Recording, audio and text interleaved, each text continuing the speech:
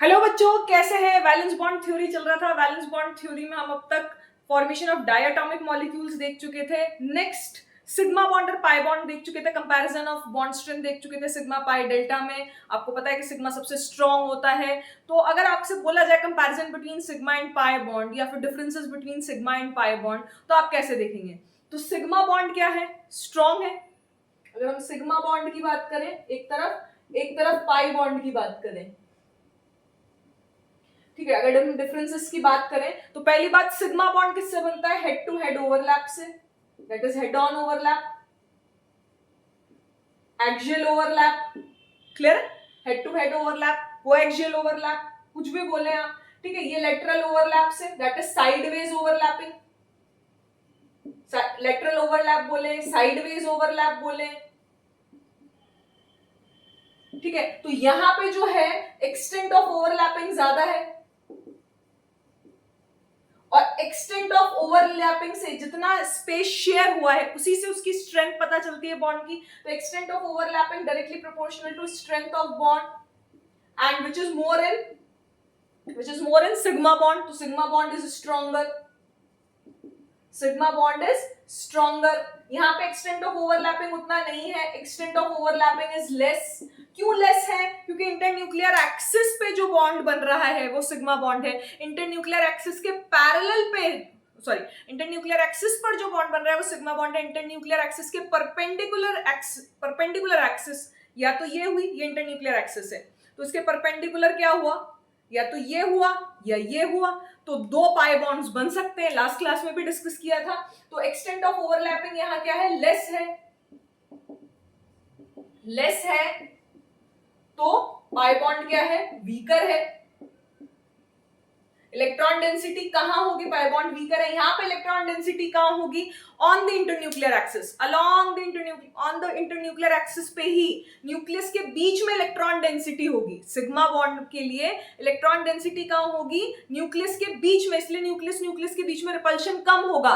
Electron पाने की probability nucleus के बीच में ज्यादा होगी, दोनों न्यूक्लियस को होल्ड करके रखेगा, फोर्स ऑफ अट्रैक्शन ज्यादा होगा सिग्मा बॉन्ड के केस में, इसलिए ये स्ट्रॉन्गर है, इसे तोड़ना डिफिकल्ट है, ये ज्यादा मजबूत है। Is it clear? Second, extent of overlap, sigma bond is stronger, pi bond is weaker, ठीक है। और probability of finding an electron कहां पे ज्यादा है? बिटवीन द न्यूक्लियस, यहां ज्यादा है सिग्मा बॉन्ड में। यहां probability of finding the electron between the nucleus नहीं है। कहां है? ऊपर और नीचे। अगर suppose to be internuclear axis है तो आपको यहां इलेक्ट्रॉन डेंसिटी मिलेगी और यहां इलेक्ट्रॉन डेंसिटी मिलेगी। Is it clear? समझ में आया? नेक्स्ट, और क्या डिफरेंसेस हो सकते हैं?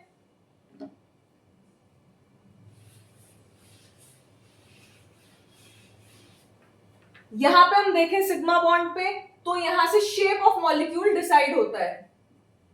Shape of molecule is determined by sigma bond.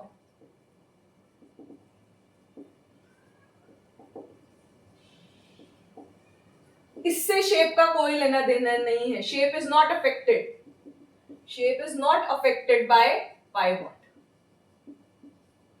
Clear है? शेप का कोई लेना देना नहीं है इस चीज से, ठीक है। नेक्स्ट, यहां पे फ्री रोटेशन पॉसिबल है। Free rotation is possible around the internuclear axis। ये एटम्स का एक, ये एटम्स यही है ना, क्योंकि इंटरन्यूक्लियर एक्सिस ये है, तो दोनों एटम्स यही है, दोनों एटम्स ऐसे ओवरलैप हुए हैं, दोनों एटम्स ऐसे ओवरलैप हुए हैं। Is it clear?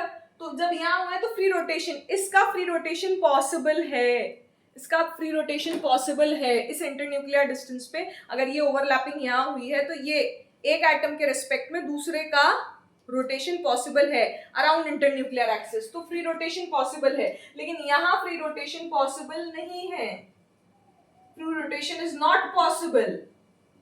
क्यों? क्योंकि यहां पे ओवरलैपिंग कुछ ऐसे है, बराबर बनाना भाई लोग।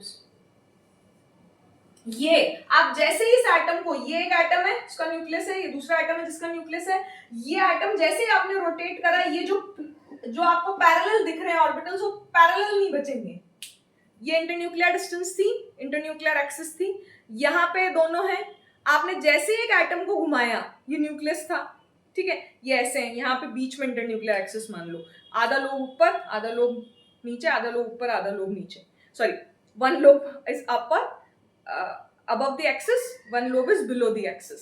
क्लियर है? आपने जैसे ही इसको एक एटम को मूव करना स्टार्ट किया विद रिस्पेक्ट टू अनदर, तो ये प्लेनर नहीं बचेंगे, ये जो सॉरी पैरेलल नहीं बचेंगे ऑर्बिटल्स, ये जो ऑर्बिटल्स पैरेलल थे जिसमें साइडवेज ओवरलैपिंग हुई थी, ऐसे और ऐसे, ऐसे और ऐसे, ये इंटरन्यूक्लियर डिस्टेंस है, तो यहाँ ओवरलैपिंग हुई है और यहाँ ओवरलैपिंग हुई है।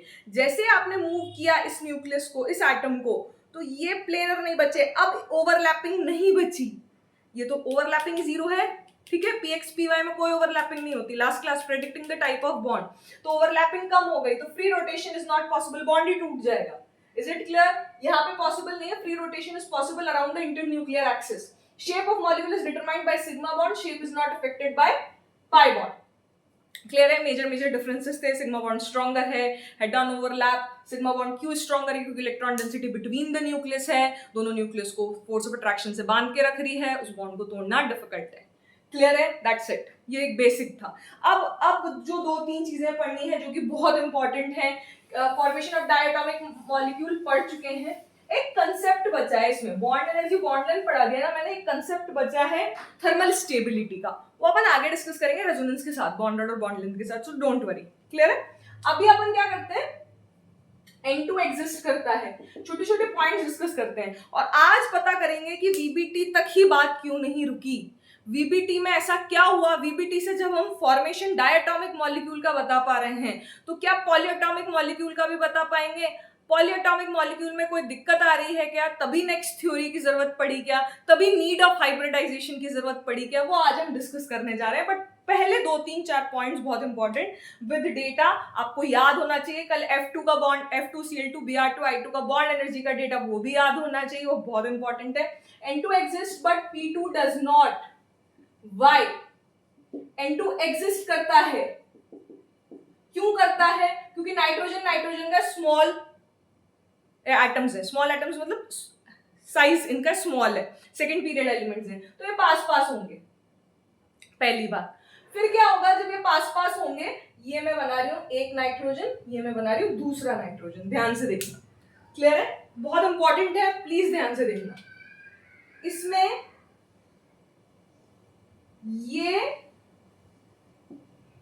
मैं इंटरन्यूक्लियर एक्सिस बता रही हूं, Z suppose to be. Clear है? तो ये आपकी ओवरलैपिंग हो गई, ये आपकी ओवरलैपिंग हो गई, सिग्मा बॉन्ड बन गया, ये एक नाइट्रोजन है, ये एक नाइट्रोजन, ये सिग्मा बॉन्ड बन गया, दिख रहा है आप लोगों को सबको? तो ये सिग्मा बॉन्ड बन गया, ठीक है भाई। तो first bond is always sigma bond according to VBT, and first bond कहां बनेगा? Along the internuclear axis by the head on overlap, head on overlap से बन गया, ठीक है भाई। एक पी से कैसे बना? क्योंकि नाइट्रोजन के आउटरमोस्ट शेल में, मैं इधर लिख रही हूं, nitrogen is 1s2 2s2 2p3। अगर हम आउटरमोस्ट शेल की बात करें तो कुछ कहानी ऐसे है, दूसरा नाइट्रोजन होगा, ये पहला नाइट्रोजन, ये दूसरा नाइट्रोजन, उसकी कहानी भी कुछ ऐसे होगी। इनको 3-3 इलेक्ट्रॉन्स की जरूरत है, तो ये क्या करेंगे? px ओवरलैप करेगा, py ओवरलैप करेगा, और pz ओवरलैप करेगा। इसको px मान लो, इसको py मान लो, इसको pz मान लो। तो px ने ओवरलैप करा, pz अगर z इंटरन्यूक्लियर एक्सिस है तो डेफिनेटली ये pz होंगे, इसमें कोई डाउट? क्लियर है? अब px py कहां होंगे? ये आपका px मान लेते हैं, इसको xz प्लेन मान लेते हैं, इसको ठीक है, इसको xz प्लेन मान लेते हैं, ये z ये x। क्लियर है? और y बाहर की साइड मान लेते हैं, तो इसको मैं ऐसे बना देती हूँ, मैं तीसरा पेन यूज कर लेती हूँ, जस्ट अ मिनट।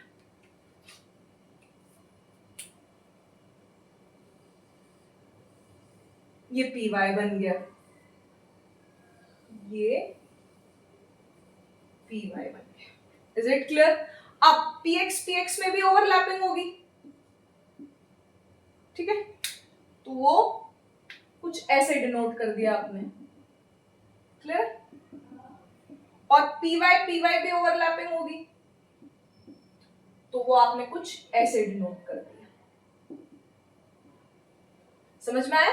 तो ये ये डिनोट कर दिया। तो ये देखिए आप, सिग्मा बॉन्ड यहां बना, पहला पाई ये बना और दूसरा पाई ये बना, तो 3 बॉन्ड्स बने, एक सिग्मा 2 पाई। क्लियर है? और एक ये लोन पेयर 2s2 वाला दिख रहा होगा आपको। ठीक है, तो ये 8 इलेक्ट्रॉन्स कंप्लीट हुए N2 में। क्लियर है? तो ये pz pz sigma bond, px px pi bond, py py भी pi bond. Is it clear? सब समझ में आया आप लोगों को?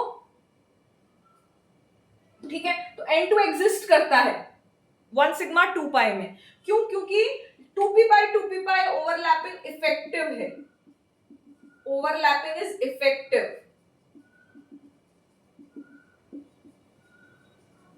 क्लियर है? लेकिन P2 एग्जिस्ट नहीं करता। Is it visible to you? I think so, it's visible. Yes, नहीं, 2p पाई ओवरलैपिंग इफेक्टिव है क्योंकि साइज, नाइट्रोजन का साइज क्या है? स्मॉल है। तो ये क्या आ गए? पास में आ गए तो ओवरलैपिंग इफेक्टिव है। ठीक है, साइडवेज ओवरलैपिंग इफेक्टिव है। लेकिन अगर हम फास्फोरस के केस में बात करें तो वही 3:3p3 हो जाएगा। तो वहां पे साइडवेज ओवरलैपिंग इफेक्टिव नहीं है, वहां सिग्मा बॉन्ड तो बनेगा बट पाई नहीं बनेंगे, क्योंकि 3p pi sideways overlapping is ineffective है 3p पाई साइडवेज ओवरलैपिंग। ये बात ध्यान रखने वाली है। तो P2 एग्जिस्ट नहीं करता एट रूम टेम्परेचर, एग्जिस्ट तो करता है but P2 does not exist at room temperature, मतलब ऑर्डिनरी कंडीशंस में एग्जिस्ट नहीं करता तो है, अभी हम करेंगे हीट तो कर जाएगा एग्जिस्ट आगे जाके हायर टेम्परेचर पे। तो P किस में एग्जिस्ट करता है? So nitrogen is in the form of N2 gas. Nitrogen कैसे एग्जिस्ट करता है? N2 गैस में। ठीक है, एटॉमिसिटी क्या है इसकी? Atomicity of nitrogen in N2 is 2. What is atomicity? That is number of atoms present in molecule of an element. Clear है? तो फॉस्फोरस किस में एग्जिस्ट करता है? P4 सॉलिड में। एटॉमिसिटी कितनी है फॉस्फोरस की? in P4 is 4 atoms हैं present in one molecule of an element phosphorus. Clear है? तो ये चीज ध्यान रखें कि यहाँ पे P2 में एग्जिस्ट नहीं कर रहा था। जब आप P4 सॉलिड को हीट करोगे, टेम्परेचर अबव 800 डिग्री सेल्सियस दोगे तो ये 2p2 गैसियस में एग्जिस्ट करेगा। यहाँ पे आपको P2 मिलेगा, इस हाई टेम्परेचर पे आपको P2 मिलेगा। तब आप कहोगे कि हाँ साइडवेज ओवरलैपिंग है उसमें, लेकिन अदरवाइज P2 कहीं नहीं मिलेगा रूम टेम्परेचर पे। क्लियर है? तो साइडवेज ओवरलैपिंग इफेक्टिव नहीं है फॉस्फोरस में। दूसरी बात, P4 कैसे एग्जिस्ट करता है? टेट्राहेड्रल ज्योमेट्री है इसकी। ठीक है, टेट्राहेड्रल ज्योमेट्री है P4 की।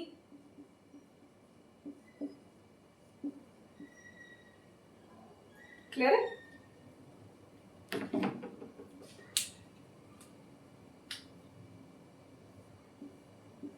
ये लोन पेयर, ये लोन पेयर, ये लोन पेयर, ये लोन पेयर, 3 सिग्मा बॉन्ड, एक लोन पेयर, 3 सिग्मा बॉन्ड, एक लोन पेयर, 3 सिग्मा बॉन्ड। ये एंगल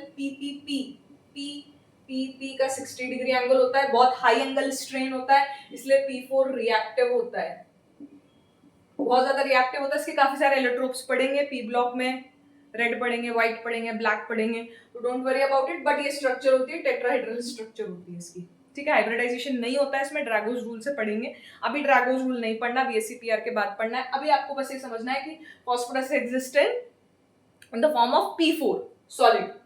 क्लियर है? अब ऐसे ही O2 एग्जिस्ट करता है बट S2 एग्जिस्ट नहीं करता। सल्फर कैसे एग्जिस्ट करता है? In the form of S8। ठीक है, क्राउन शेप होता है उसका। कैसे देखते हैं? O2 exist. Sorry. O2 exist.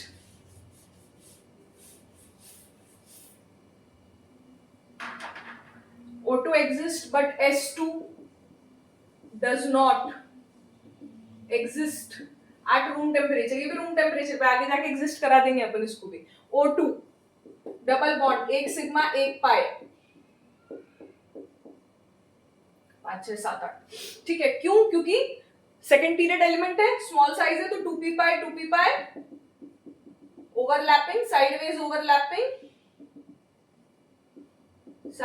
Overlapping is effective, अच्छी है, तो वो स्ट्रॉन्ग बनता है, स्टेबल रहता है मॉलिक्यूल, मतलब O2 मॉलिक्यूल, ठीक है। वहीं S2 नहीं एग्जिस्ट करता क्योंकि 3p पाई साइडवेज, क्योंकि साइज बिगर हो जाता है एटम्स का, तो जो बॉन्ड लेंथ आएगी वो भी बिगर होगी। ऑफ कोर्स जो इंटरन्यूक्लियर डिस्टेंस यहाँ होगी, उस इंटरन्यूक्लियर डिस्टेंस यहाँ पे ज्यादा होगी क्योंकि सल्फर का साइज बड़ा है, तो इंटरन्यूक्लियर डिस्टेंस ज्यादा है, तो 3p पाई साइडवेज ओवरलैपिंग इनइफेक्टिव है।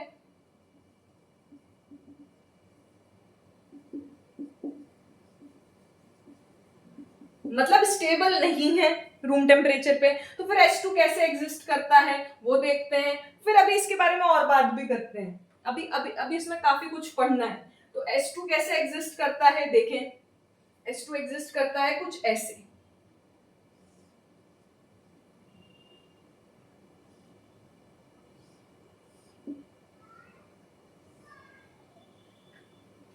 जस्ट अ मिनट,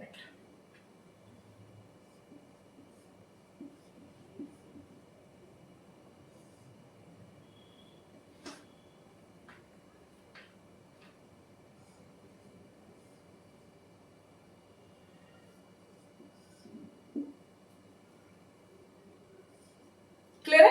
1 2 3 4 5 6 7 8, यहाँ पे दो आपको लोन पेयर दिखेंगे, इसका एंगल भी अराउंड 108 डिग्री होता है, तो मतलब ये हाइब्रिडाइज्ड है। यहाँ पे 108 डिग्री मतलब दो sp3 हाइब्रिडाइज्ड है। वो अभी आपको समझ में नहीं आएगा, दो सिग्मा बॉन्ड पेयर है, दो लोन पेयर है, तो sp3 हाइब्रिडाइजेशन है, 108 डिग्री है, क्लियर है। यहाँ पे तो सल्फर का हाइब्रिडाइजेशन है। तो एक्चुअली क्या होता है ना बेटा, ये क्राउन शेप स्ट्रक्चर है, क्राउन शेप। तो S8 सॉलिड स्टेट में, ठीक है, इसके बारे में भी पढ़ना है, इसकी दो स्टेट्स होती हैं वो भी पढ़ेंगे, ठीक है, वो सब P ब्लॉक में पढ़ेंगे। अभी हमारे काम की ये बात है कि देखिए 1 2 3 4 5 6 7 8, ये क्राउन शेप स्ट्रक्चर है। पकर्ड रिंग होती है, 8 मेंबर्ड पकर्ड रिंग कहते हैं इसे। What is 8 membered puckered ring? Puckered ring का मतलब है 3D, 3 डायमेंशनल, नॉन प्लेनर, ठीक है। जो क्राउन देखते हो ना राजा महाराजाओं के सर पे, वो पकर्ड मतलब 3 डायमेंशनल है, नॉन प्लेनर, प्लेनर नहीं है, ठीक है। तो ये बात ध्यान रखना, ये पकर्ड रिंग में एग्जिस्ट करता है S8 के फॉर्म में, S8 के फॉर्म में। अब S8 को जब आप हीट करोगे तो आपको S2 गैसियस मिलेगा, क्लियर है। S8 को हीट करोगे तो 4S, आपको S2 मिल जाएगा आगे जाके हाई टेम्परेचर पे, तो वो अपने काम का नहीं है। अच्छा, यहाँ पे एक और चीज है कि O की बॉन्ड एनर्जी और S2 की बॉन्ड एनर्जी अगर हम देखें, बना लेते हैं इसको, तो आप देखेंगे कि O की बॉन्ड एनर्जी ज्यादा है, O की बॉन्ड एनर्जी ज्यादा है। क्यों? क्योंकि यहाँ पे इफेक्टिव ओवरलैपिंग हुई है। इफेक्टिव ओवरलैपिंग हुई है इसका मतलब बॉन्ड स्ट्रॉन्ग है, ओवरलैपिंग अच्छी मतलब स्ट्रॉन्ग बॉन्ड, स्ट्रॉन्ग बॉन्ड है तो उसे तोड़ देना डिफिकल्ट है। प्लस ये इलेक्ट्रॉन्स जब डबल और ट्रिपल बॉन्ड बनता है तो वो लोकलाइज्ड हो जाते हैं, क्योंकि जब 4 इलेक्ट्रॉन हो गए, सिंगल बॉन्ड में 2 इलेक्ट्रॉन होते हैं, डबल बॉन्ड में 4 इलेक्ट्रॉन हो गए, तो वो लोकलाइज्ड हैं दोनों न्यूक्लियस के बीच में। उन्होंने दोनों न्यूक्लियस को छोटे से एरिया में कन्फाइन करके रखा है, मतलब पकड़ के रखा है छोटे से एरिया में। तो आप ये देखो कि ये जो लोन पेयर है इनके पास काफी जगह हो गई, क्योंकि सिर्फ यही पेयर बचा है।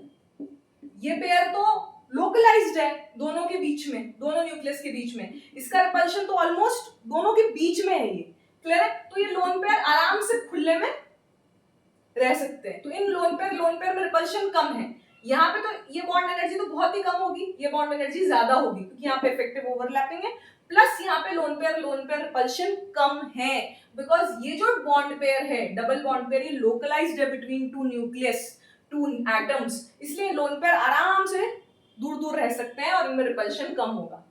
अब हम सिंगल बॉन्ड पे आ रहे हैं। क्यों पढ़ा रही हूं ये? क्योंकि हम सिंगल बॉन्ड पे आ रहे हैं। कोई बच्चा पूछता है O8 एग्जिस्ट नहीं करता मैम, मेरे से पूछा था एक बार किसी ने, ठीक है, तो O8 एग्जिस्ट नहीं करता, तो O8 कैसे एग्जिस्ट करेगा? ऑक्सीजन ऑक्सीजन, कल हमने F2 में एक केस पढ़ा था कि फ्लोरीन फ्लोरीन में इंटर इलेक्ट्रॉनिक रिपल्शन होता है। क्यों होता है इंटर इलेक्ट्रॉनिक रिपल्शन? यहाँ होता है, Cl2 में नहीं होता, Br2 में नहीं होता, I2 में नहीं होता, क्योंकि F2 में इंटर इलेक्ट्रॉनिक रिपल्शन क्यों होता है? क्योंकि यहाँ पे ये सेकेंड पीरियड एलिमेंट है, पास पास है, दोनों न्यूक्लियस पास पास हैं, तो इनमें एटम एटम के लोन पेयर में क्या होगा? रिपल्शन होगा। सिंगल बॉन्डेड है, तीन तीन लोन पेयर हैं, इनको रहने की जगह नहीं है छोटे से एरिया में, दोनों एटम्स पास पास हैं, तो एरिया नहीं है इन लोन पेयर्स के लिए, तो इनमें इंटर इलेक्ट्रॉनिक रिपल्शन होगा और एक दूसरे से दूर भगेंगे तो क्या होगा? इनकी बॉन्ड एनर्जी कम हो जाएगी। बॉन्ड एनर्जी क्या हो जाएगी? कम हो जाएगी। बट Cl2 में अगर हम बात करें तो ये लोन पेयर 3p में है, बड़े एरिया में है, डिफ्यूज्ड है, लार्जर वॉल्यूम में है, प्लस डी में लोकलाइज्ड हो सकते हैं, क्योंकि वहां पे डी स्टार्ट हो जाता है क्लोरीन से। जब डी लोकलाइज्ड हो जाएंगे तो वहां पे लोन पेयर रिपल्शन नहीं रहेगा। क्लियर है? यही पढ़ा था। तो देखते हैं क्या कहना चाह रही हूं।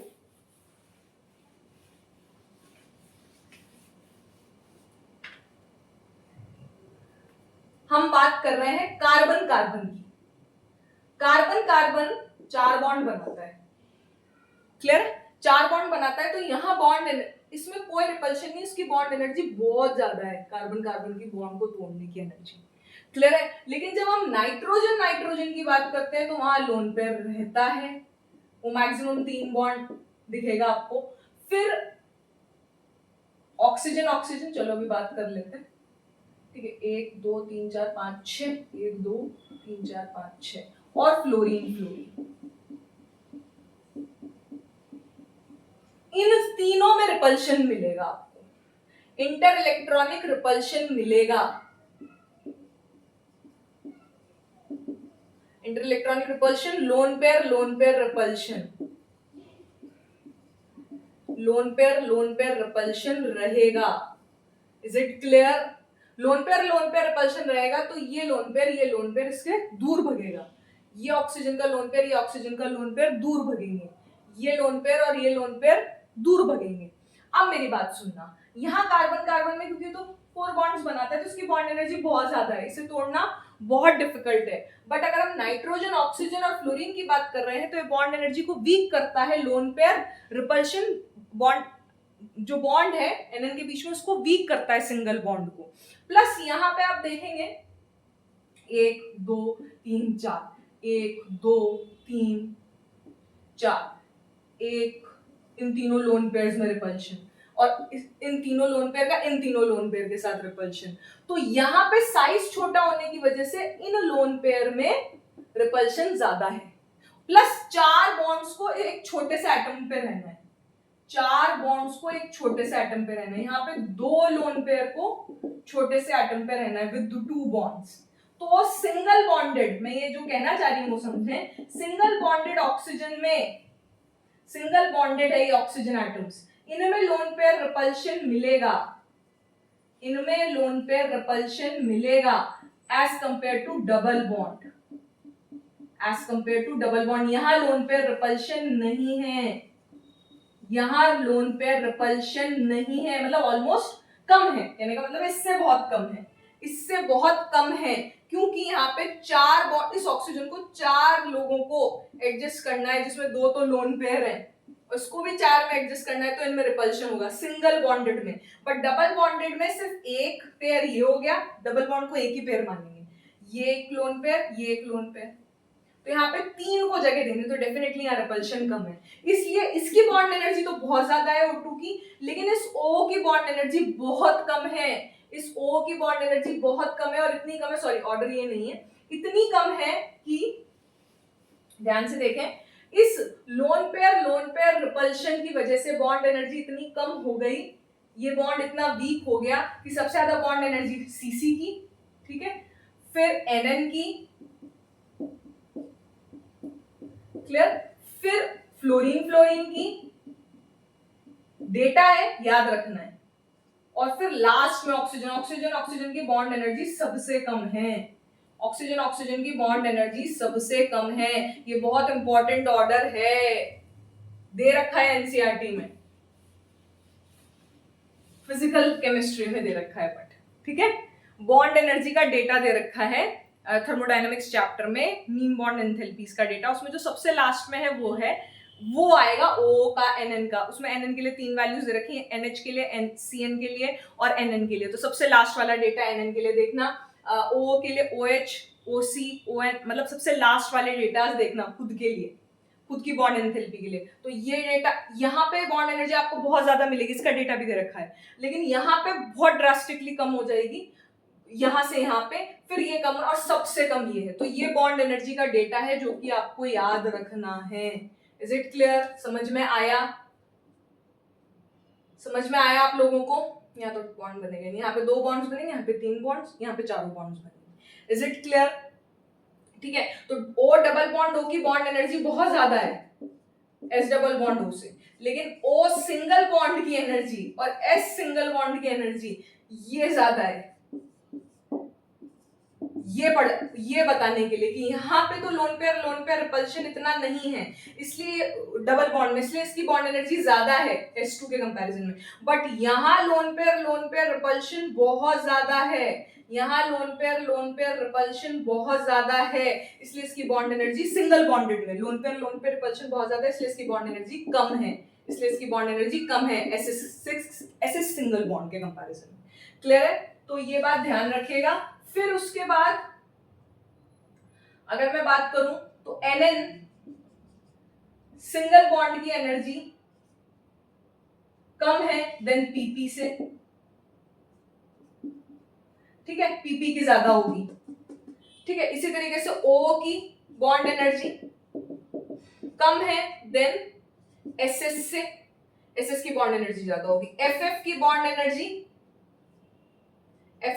एनर्जी कम है Cl से, ये भी ध्यान रखिएगा। लेकिन कार्बन और सिलिकॉन में कार्बन की ज्यादा है भाई, कार्बन और सिलिकॉन में बॉन्ड एनर्जी किसकी ज्यादा है? कार्बन की ज्यादा है, कार्बन की बॉन्ड एनर्जी ज्यादा है, कार्बन को तोड़ने में ज्यादा एनर्जी लगेगी। लेकिन यहाँ पे Nn की बॉन्ड एनर्जी कम है because of inter electronic repulsion,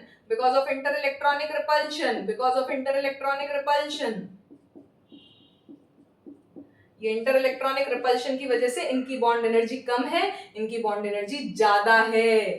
is it clear? समझ में आया? चलिए, तो ये आपका एंड होता है वीबीटी। अब वीबीटी से अपन डायटोमिक मॉलिक्यूल्स का फॉर्मेशन पढ़ चुके हैं, पॉलीएटॉमिक मॉलिक्यूल्स का फॉर्मेशन पढ़ते हैं, देखें क्या दिक्कत आती है। स्टार्ट करते हैं।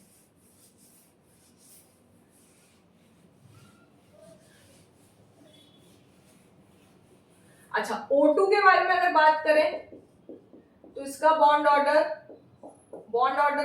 पढ़ेंगे बहुत अच्छे से, don't worry. Number of bonds between 2 atoms in a molecule, number of bonds, of course covalent bonds, number of bonds between two, of course वो atoms bonded होंगे, 2 atoms in a molecule में 2 atoms के बीच में number of bonds, इसका bond order 2 आता है, 2 bonds हैं, एक सिग्मा और एक पाई। बिल्कुल वीबीटी ने एक्सप्लेन कर दिया था, और 2 ही होते हैं, लेकिन वीबीटी इसको एक्सप्लेन करती है डायामैग्नेटिक, वो हम देख चुके हैं। डायमैग्नेटिक कैसे? 2s2 2p4, ठीक है। तो ये दोनों पेयर्ड अप हो जाते हैं दूसरे ऑक्सीजन के साथ, तो पेयर्ड अप हो गए तो 0 अनपेयर्ड इलेक्ट्रॉन। बट एक्चुअल में O2 इज पैरामैग्नेटिक, जो कि आगे हमें MOT बताती है। O2 is paramagnetic having 2 unpaired electrons, जो अपन कब पढ़ेंगे? MOT में। तो ये VBT का लिमिटेशन है, limitation of VBT, drawback of VBT, that O2 is paramagnetic having 2 unpaired electron, but it cannot be explained by VBT. It cannot be explained by VBT कि O2 कैसे पैरामैग्नेटिक है और जिसमें 2 अनपेयर्ड इलेक्ट्रॉन्स हैं। Clear है? तो ये एक चीज ध्यान रखिएगा। अब दूसरी चीज पे आते हैं।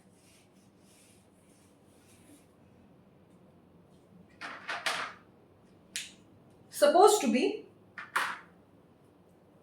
हमें CH4 बनाना है, ठीक है, हमें H2O बनाना है, हमें NH3 बनाना है। हम बारी बारी से बात करते हैं। Is it visible to you ना? Yes. चलिए CH4 बनाना है। कार्बन के आउटर मोस्ट शेल में कितने इलेक्ट्रॉन्स होते हैं भाई? 1s2 2s2 2p2। ये ग्राउंड स्टेट हो गई, ये एक्साइटेड स्टेट हो गई। क्लियर है? चार अनपेयर्ड इलेक्ट्रॉन्स हो गए, चारों हाइड्रोजन को मिला देते हैं। ठीक है, चारों हाइड्रोजन को एक एक इलेक्ट्रॉन की जरूरत होती है। ये हाइड्रोजन Ha, ये हाइड्रोजन Hb, ये हाइड्रोजन Hc, ये हाइड्रोजन Hd। ठीक है, अब ये जो बॉन्ड बना वो 2s 1s का बना, ये जो बॉन्ड बना वो 2px 1s का बना, ये जो बॉन्ड बना वो 2py 1s का बना, ये जो बॉन्ड बना वो 2pz 1s का बना। यहां तक कोई दिक्कत? यहां तक कोई दिक्कत? ठीक है, अब अभी पढ़ेंगे H2O, मैंने लिख दिया है बस, अभी पढ़ते हैं H2 और NH3 भी। ठीक है, अब आपको पता ही है कि ये सारे सिग्मा बॉन्ड बनेंगे। ठीक है, ये x एक्सिस पे बन जाएगा, y एक्सिस पे सिग्मा बॉन्ड बन जाएगा, z एक्सिस पे सिग्मा बॉन्ड बन जाएगा। अब x एक्सिस पे कोई सिग्मा बॉन्ड बना, एक y एक्सिस पे सिग्मा बॉन्ड बना, एक z एक्सिस पे सिग्मा बॉन्ड बना, तो ये तीनों बॉन्ड्स जो बनेंगे वो आपस में क्या होंगे? परपेंडिकुलर होंगे कि नहीं होंगे? अरे भाई x एक्सिस पे ये सिग्मा बॉन्ड बन गया, ये y एक्सिस पे सिग्मा बॉन्ड बन गया, ये z एक्सिस पे सिग्मा बॉन्ड बन गया, तो ये तीनों और तीनों की बॉन्ड स्ट्रेंथ इक्वल आएगी। क्लियर है? बॉन्ड लेंथ भी ऑलमोस्ट इक्वली आएगी, बॉन्ड लेंथ भी इक्वल आएगी, लेकिन इससे ज्यादा आएगी बॉन्ड लेंथ या कम आएगी? कम आएगी, क्योंकि ये इफेक्टिव ओवरलैपिंग है। 2p1s, अगर एक्सटेंट ऑफ ओवरलैपिंग की बात करें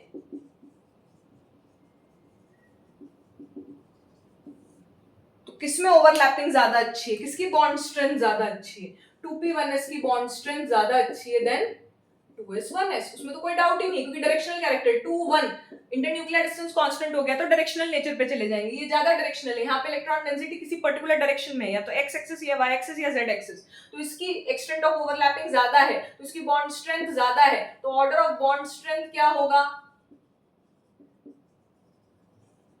कि इन तीनों की बॉन्ड स्ट्रेंथ तो सेम है, मतलब A मान लेती हूँ इस बॉन्ड को, ये A, ये B, ये C, ये D। A की बॉन्ड स्ट्रेंथ कम है और B, C, D की बॉन्ड स्ट्रेंथ बराबर है। B, C, D की बॉन्ड स्ट्रेंथ बराबर है क्योंकि वो 2px 1s 2py 1s 2pz 1s से बने, तो B, C, D की बॉन्ड स्ट्रेंथ बराबर है, A की बॉन्ड स्ट्रेंथ कम है। इतना समझ में आता है? क्लियर है? Just a minute please.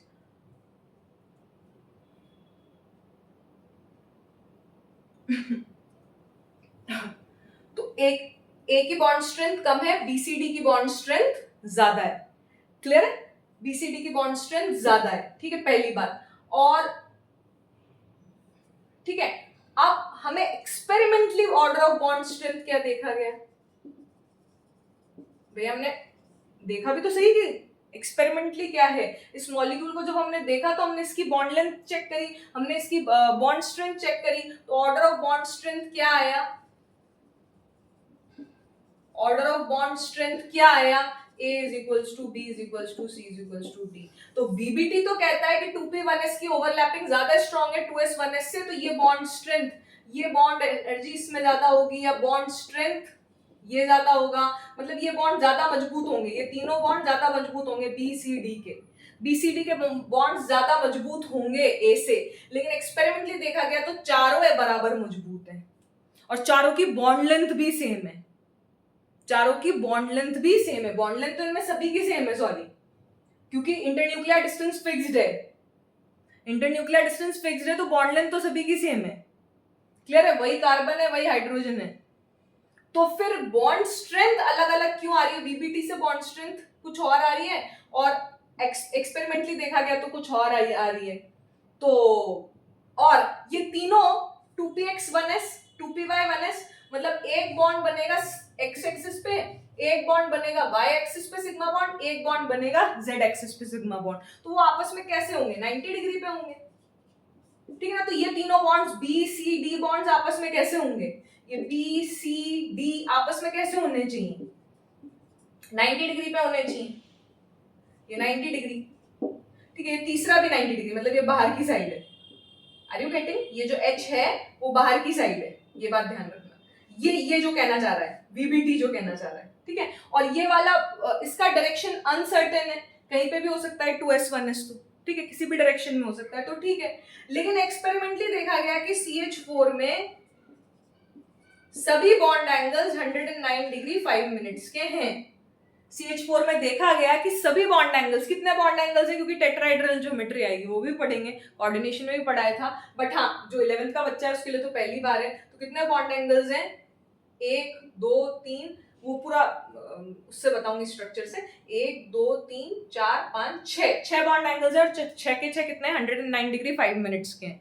लेकिन यहाँ तो बोला गया कि 90 डिग्री बॉन्ड एंगल होना चाहिए, क्योंकि 2px1s और 2py1s और 2pz1s आपस में कैसे होंगे, xyz एक्सिस पे सिग्मा बॉन्ड बन रहा है, तो xyz तो 90 डिग्री होते हैं। इसका मतलब ये थ्योरी गलत है VBT पॉलीएटॉमिक मॉलिक्यूल्स के लिए।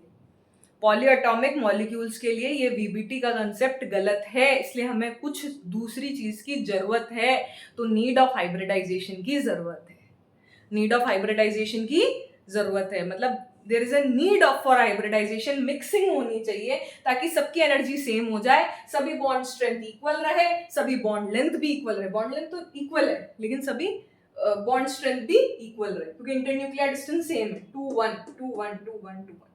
इज इट क्लियर, समझ में आया? इसी तरीके से वाटर की अगर हम बात करें,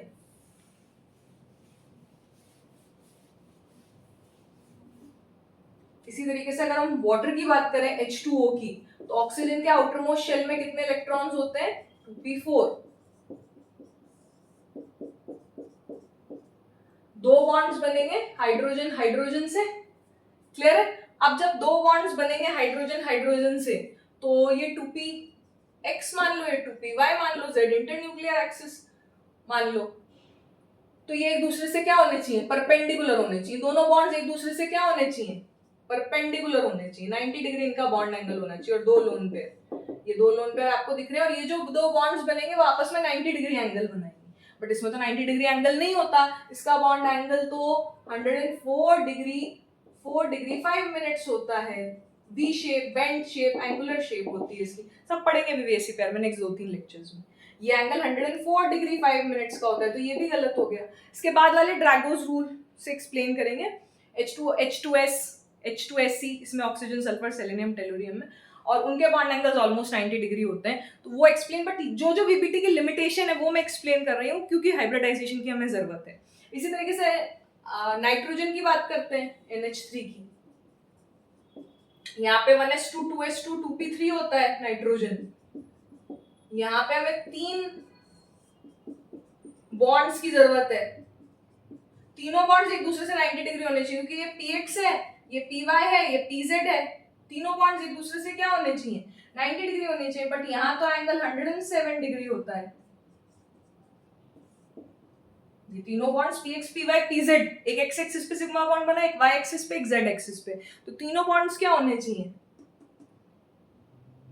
90 डिग्री के होने चाहिए, लेकिन एक्सपेरिमेंटली क्या देखा गया, 107 डिग्री। तो ये सब लिमिटेशंस है VBT की, और इस वजह से हमें हाइब्रिडाइजेशन की जरूरत पड़ी। नेक्स्ट क्लास से हम हाइब्रिडाइजेशन स्टार्ट करेंगे, ठीक है। Thank you so much.